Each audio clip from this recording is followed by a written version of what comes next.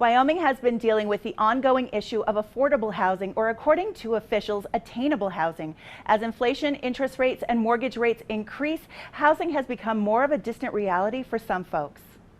Colorado, our neighboring state, is looking to model Wyoming's affordable housing template to fix their housing shortage, and our Affordable Housing Task Force convened in the spring. One of the suggestions was that the task force be reestablished as a standing committee that would serve in an advisory capacity to the office. The task force brought together municipal, state, private, and public entities to inform best practices in creating affordable housing. Also, how do we maximize the very, very incredibly forward-thinking and good things that are happening with urban renewal, TIFs, really kind of spurring economic development, and how do we make all of that mesh?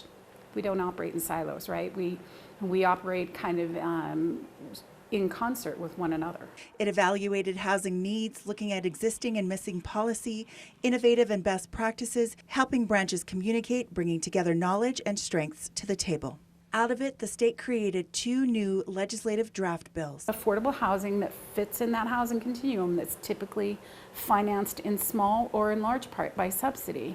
It truly means that nonprofits and others have to work quite a bit harder to be able to help the participants that they serve to get that first-time house.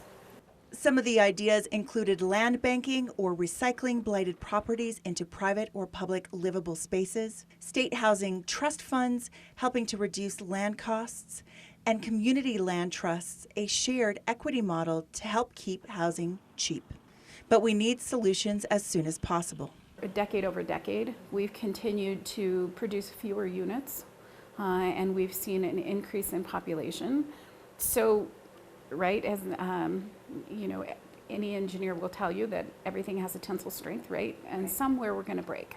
Laramie County's housing waiting lists are up to 1,800 families. Natrona County's are 1,400, with no end in sight just yet. As housing continues to bottleneck with the push for new business in Wyoming, the state faces greater supply versus demand, which could impact Wyoming's future success and growth.